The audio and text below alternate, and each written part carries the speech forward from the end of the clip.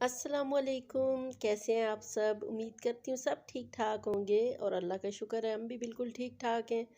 तो आज जो है वो मैं अपना सारा पैकिंग का और ट्रैवलिंग का जो भी खाना शाना बनाना है साथ लेके जाने के लिए ना, तो वो सारा मैं आपके साथ शेयर करूँगी।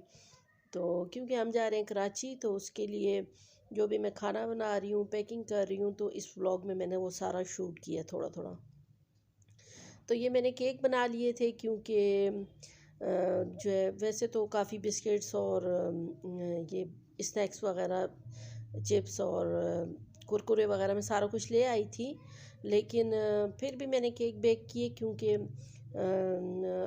बाकी तो खाना जो है वो हम लोकल ट्रेन में जा रहे हैं तो वहाँ खाना तो मिलेगा नहीं। तो क्योंकि बिज़नेस क्लास वगैरह में मिल जाता है, लोकल ट्रेन में तो खाना नहीं मिलता। तो स्टेशन पे खाना इतना अच्छा होता नहीं है ट्रेन की, मैंने ट्राई किया हुआ तो मुझे पता है कि बिल्कुल अच्छा नहीं होता खाना। तो हम काफ़ी सारे लोग हैं, तो इसलिए खाना मैं काफ़ी सारा साथ बना के लेके जा रही हूँ। तो खाने में जो है फिर वो मैं आपको दिखाती हूँ आगे मैं क्या बना रही हूँ। लेकिन नाश्ता मैंने सोचा था कि सुबह का जो है वो हम स्टेशन से ही लेके कर लेंगे, कोई पराठे वगैरह जो कुछ मिला ले लेंगे। लेकिन मेरा बड़ा बेटा और बेटी कह रहे थे कि हमने बाहर का नाश्ता नहीं करना स्टेशन का। तो इसलिए मैंने केक बना लिया। मैंने कहा चलो जिसने अगर ना खाना हो पराठे वगैरह तो केक भी पड़े होंगे, वैसे भी अगर चलो शाम को चाय में चाय के साथ भी किसी ने लेने हो तो ये भी एक ऑप्शन होगा कि केक वगैरह भी खा सकते हैं। तो काफ़ी ज़्यादा मैंने बना लिए थे, 2 केक बनाए तो काफ़ी ज़्यादा थे। कुछ मैंने अपने लिए रास्ते के लिए रख लिए थे और कुछ मैंने पैक कर दिए थे साथ वहाँ ले जाने के लिए कराची साथ। क्योंकि मैंने उनके लिए कुलचे भी बनाए थे, हमारे गांव के ट्रेडिशनल कुलचे की मैंने रेसिपी भी आपके साथ शेयर की हुई है।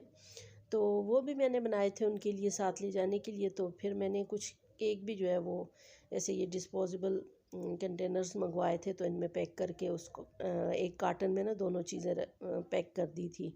तो वो मैं आगे आपको दिखाती हूँ। और बाकी भी जो पैकिंग वगैरह चल रही है हमारी, कपड़े वगैरह सारा वो भी सारा बिखरा हुआ है तो वो भी दिखाती हूँ।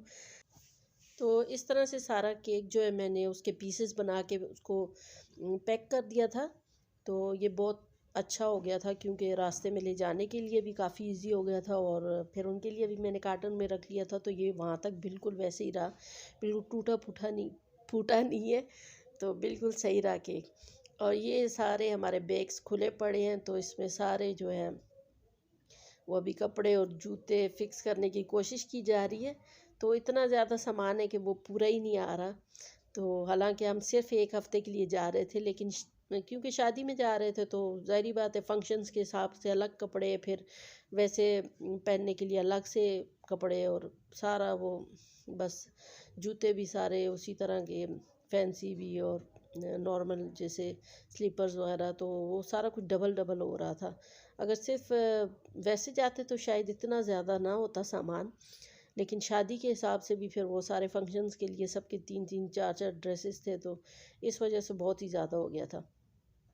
और ये कुछ जो है वो ड्रेसेस मैंने लिए थे, ये मैंने गिफ्ट करने थे अपनी खाला को, 2 खाला हैं उनके लिए, भाभीियों के लिए, भतीजियों के लिए, तो सबके लिए जो मैंने ड्रेसेस वगैरह लिए थे वो हैं। और कुछ जूते वगैरह पिछली आपको मैंने शॉपिंग के व्लॉग में दिखाया भी। तो ये जो सारे मैं आपको ड्रेसेस दिखा रही हूँ ये सारे गिफ्ट्स देने हैं। तो जाते हुए ज़ाहिर बात है यहाँ से गिफ्ट लेके जाते हैं, तो इसलिए बैग बहुत ज़्यादा फुल थे। और वापसी में फिर वहाँ से गिफ्ट मिल जाते हैं, तो इसलिए भी बैग बहुत ज़्यादा फुल हो जाते हैं। तो बस अभी यही कोशिश लगी थी किसी तरह फिक्स हो जाए सारा कुछ। तो ये हैं वो कुलचे जो मैंने बनाए थे। तो ये भी मैंने कार्टन में नीचे बटर पेपर डाल के तो ऊपर ये सारे रख दिए थे, और ऊपर भी मैंने बटर पेपर डाल दिया था इनके। तो अब जो बाकी वो केक वगैरह है वो भी मैं कुछ इसमें रख दूँगी। तो हमारे यहाँ ये रिवाज है कि जब भी कोई मेहमान आता है आपके घर, दूर से जैसे कोई आता है, तो जैसे उसको कपड़े वगैरह गिफ्ट दिए जाते हैं, तो इसी तरह फिर उनको जाते हुए ये कुलचे भी साथ बना के दिए जाते हैं। तो ताकि वो साथ लेके जाएं। तो या कोई किसी के घर जाता है तो तब ये बना के लेके जाता है। तो वो रात के क्लिप थे। अभी ये नेक्स्ट मॉर्निंग तो हमने सुबह बस नमाज़ पढ़ी, उसके बाद जल्दी जल्दी हमने हल्का फुल्का सा जो भी नाश्ता करना था वो कर लिया। तो क्योंकि हमने 12 बजे घर से निकलना था और काफ़ी ज़्यादा काम थे, तो बस जल्दी जल्दी घर के काम किए और बाकी अब मैं खाना बना रही हूँ रास्ते में साथ लेके जाने के लिए। तो मैंने बनाया था मटन पुलाव बनाया था और साथ बनाया था चिकन कढ़ाई बनाई थी। और यहाँ बन रहा है जी फ्रूट चाट, क्योंकि मेरी जो छोटी बेटी है इसको फ्रूट चाट बहुत ज़्यादा पसंद है। तो उसने कहा फ्रूट चाट भी बना के लेके जाएंगे साथ। तो मैंने कहा चलो बना लो, क्योंकि मैं कह रही थी कि फ्रूट्स ले लेंगे साथ ले जाएंगे, तो इसने कहा नहीं मम्मा फ्रूट चाट बनाते हैं।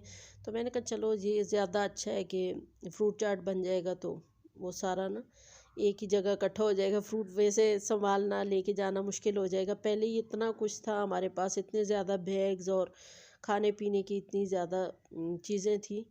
तो यहाँ जी ये चिकन कढ़ाई बन रही है और पुलाव मेरा बिल्कुल तकरीबन रेडी था, और वहाँ फ्रूट चाट बेटियाँ काट रही थी। तो बस वो सिंपल सा फ्रूट चाट बनाया था, फ्रूट काट के बीच में क्रीम मिक्स कर दी थी हमने। और अभी हम 12 बजे के करीब घर से निकल आए थे। अभी हम जा रहे हैं स्टेशन, रेलवे स्टेशन। तो हमने जो है दो क्रीम बुक करवा ली थी।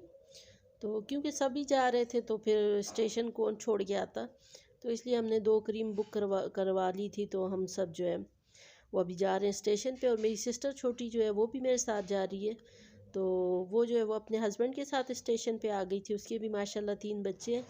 और मैं जो है मैं अपनी फैमिली के साथ अपने बच्चों के साथ स्टेशन चली गई थी, तो वहाँ जाके हम इकट्ठे हो गए थे। तो साथ हमने कंबल वगैरह भी रख लिए थे क्योंकि सर्दी बहुत है। और लोकल ट्रेन में तो ज़ाहिरी बात है कंबल वगैरह वो नहीं देते।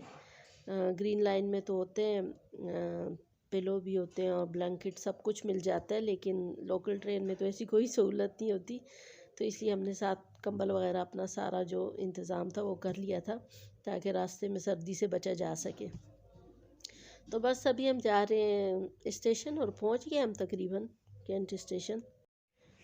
तो मौसम क्योंकि बहुत अच्छा था, आजकल सर्दियां और मौसम तो बहुत अच्छा होता है, तो इसलिए हमने सोचा क्यों ना हम लोकल ट्रेन से सफ़र करें। अगर गर्मी हो फिर तो लोकल ट्रेन में सफ़र करना बहुत ही मुश्किल काम है। अगर ज़िंदगी में एक दफ़ा इंसान कर ले तो कभी दोबारा सोचता भी नहीं है कि गर्मी में लोकल ट्रेन का सफ़र करे, क्योंकि बहुत ही ज़्यादा गर्म हवाएं आके आपको लगती हैं। तो लेकिन मौसम अच्छा था तो इसलिए हमने सोचा कि चलो लोकल ट्रेन में ही जाते हैं। ग्रीन लाइन में जाएं तब भी उतना ही टाइम लगता है, तो क्यों ना थोड़े पैसे ही बचा लें। तो बच्चे तो फर्स्ट टाइम जा रहे थे लोकल ट्रेन में, तो बच्चे कहते हैं कि भाई मम्मा जब बैठे तो ये तो उस ग्रीन लाइन में तो बिल्कुल आवाज़ ही नहीं आती, यहाँ तो कितनी ट्रेन चलने की आवाज़ आती है, हिलती भी है ट्रेन, और ग्रीन लाइन में तो पता ही नहीं चल रहा था। मैंने कहा बेटा ट्रेन के सफ़र का असल मज़ा तो यही है कि ट्रेन हिलती है, ट्रेन की चलने की आवाज़ आती है।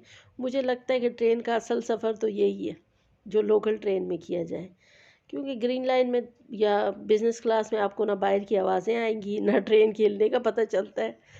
तो मैं बच्चों से कह रही थी आप पता चला आपको ट्रेन के सफ़र का, लेकिन बहुत मज़ा आया, क्योंकि जब बहुत सारे लोग इकट्ठे सफ़र कर रहे हो ना तो फिर ट्रेन के सफ़र का बहुत मज़ा आता है, और हमें बिल्कुल पता भी नहीं चला कि कैसे 24 घंटे गुजर गए, और बहुत मज़े का सफ़र गुजरा हमारा। सब इकट्ठे थे तो बस टाइम गुजरने का पता भी नहीं चला, और ना बिल्कुल भी ना थकावट हुई ना कुछ।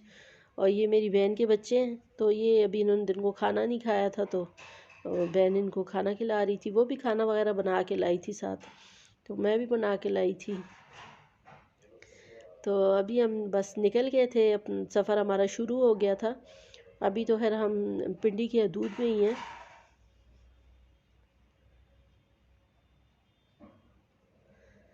तो थोड़ी ट्रेन थोड़ी देर चली, उसके बाद सूरज ग़ुरूब होने लग गया था, तो शाम होने वाली थी और बहुत ही प्यारा व्यू आ रहा था बाहर का।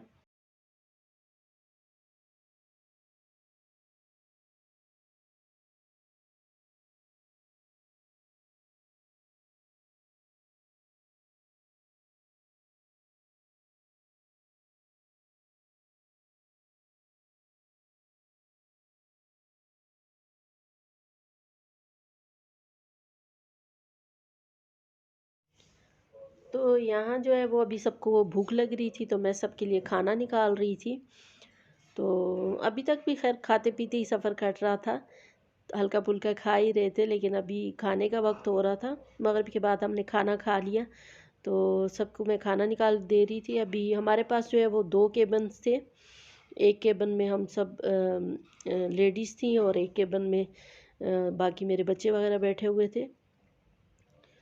तो ये था कि वो खुले थे ना, अंदर से केबन की अंदर जो सीट्स के अंदर जगह होती है, तो वो खुली थी इस ट्रेन की। तो वहीं से मैं खाना डाल डाल के उनको देती जा रही थी, और वो ले रहे थे वहाँ से मुझसे।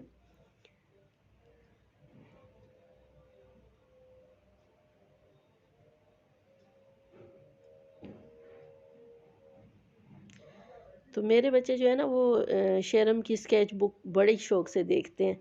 तो ट्रेन में जब बैठे तो वो उन्होंने उनकी वीडियो देखी थी लोकल ट्रेन के बारे में। तो जो कुछ हो रहा था वो सब कह रहे थे, हाँ ये भी था शेरम की स्केच बुक में, ये भी था, वो ऐसे भी कहते हैं, वो ऐसे भी कहते हैं, अंडे वाला भी आता है, एक रोता हुआ बच्चा भी होता है ट्रेन में, और ये भी होता है, वो भी होता है। वो सब कुछ उनको याद आ रहा था, जो जो कुछ उन्होंने वीडियो में देखा हुआ था। तो क्योंकि उनका तो पहला एक्सपीरियंस था, तो उनको बड़ा अजीब लग रहा था। इतनी हिलती हुई ट्रेन में खाना डालना और खाना भी जो है वो भी एक आर्ट ही है। तो बस अभी मैं सबको खाना निकाल निकाल के दे रही हूँ। पहले मैंने सबको खाना खिला दिया, फिर उसके बाद मैंने और मेरी एक बेटी ने हमने खाना खाया, क्योंकि वो भी मेरी मदद कर रही थी। मैं डाल रही थी खाना और वो सबको सर्व कर रही थी, और जब सब खाना खा चुके तो फिर हम दोनों ने एंड में खाना खाया। रोटियां जो है वो मैं घर से ही बना के लाई थी, और फॉइल में मैंने लपेट ली थी, तो अभी तक गर्म ही थी। थोड़ा सा ना घी लगा के अंदर, और फिर मैंने रोटियां बना ली थी। तो इससे ये होता है कि वो सॉफ्ट भी रहती हैं, और घर की रोटी की तो अपनी ही बात होती है। तो यहाँ सब खाना खा रहे हैं अब।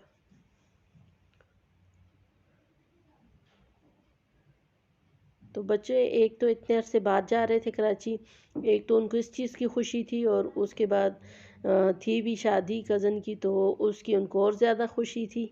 और शादी में अल्हम्दुलिल्लाह इतना ज़्यादा मज़ा आया, इतना ज़्यादा मज़ा आया कि शायद ही मेरे बच्चे सारी ज़िंदगी ये शादी ना भूलें। क्योंकि वो अभी तक वो कहते हैं कि बहुत ही मज़ा आया, हमें इतना किसी शादी में मज़ा नहीं आया जितना इस शादी में आया। तो ये बच्चों की यादें होती हैं जो हमेशा उनको याद रहती हैं। बंदे को ये इस तरह की जो बातें होती हैं, यादें होती हैं, वो बुढ़ापे तक याद रहती हैं, और बंदा सोच सोच के उनके मज़े लेता रहता है कि हाँ भाई, ये भी एक वक्त था जब हम ऐसे गए थे और ऐसे हमने एंजॉय किया था सब कज़न्स ने मिल के।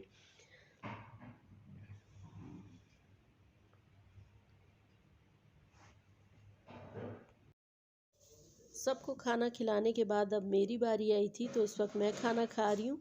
तो खाना खाने के बाद फिर मैंने एक कप चाय ली थी। चाय वाले तो बार बार आते ही रहते हैं लोकल ट्रेन में, वहीं बार बार आपके केबिन के पास आवाज़ें लगाते रहते हैं। तो चाय तो आधी रात को भी मिल जाती है ट्रेन में।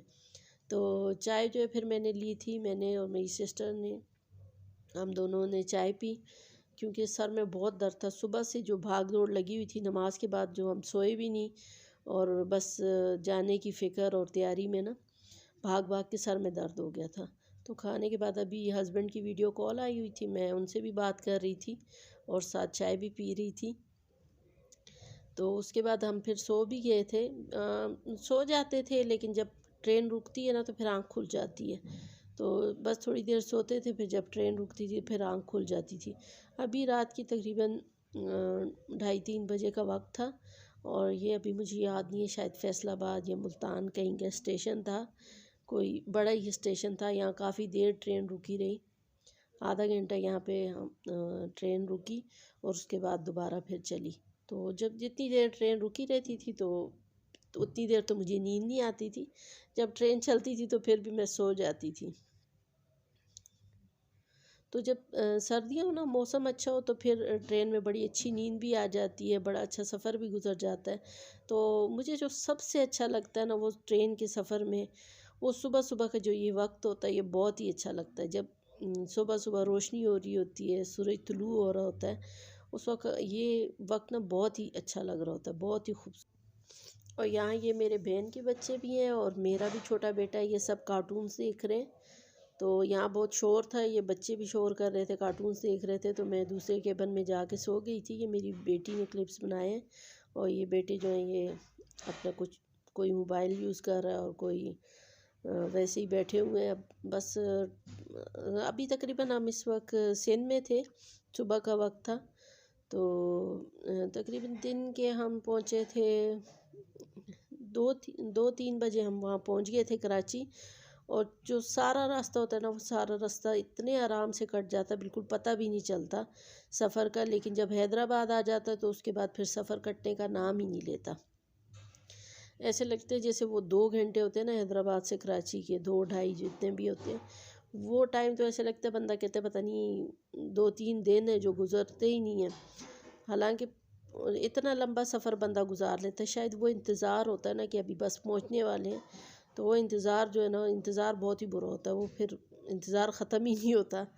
और अभी जो है हम ये गुज़र रहे थे दरियाए सिंध के पुल से। तो ये नीचे दरियाए सिंध है जो कि काफ़ी हद तक पानी सूखा हुआ है, इसमें बहुत ही कम पानी है, वैसे कभी कभी बहुत ज़्यादा पानी होता है।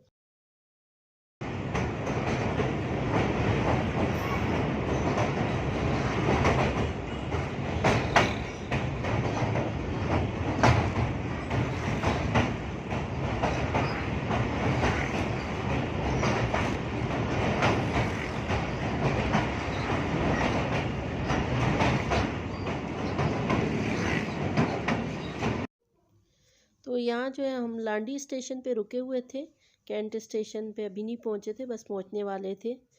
और अभी हम पहुँच गए कैंट स्टेशन। तो व्लॉग यहीं तक था। अगर अच्छा लगा हो तो लाइक कीजिएगा और चैनल को सब्सक्राइब कीजिएगा। अल्लाह हाफ़िज़।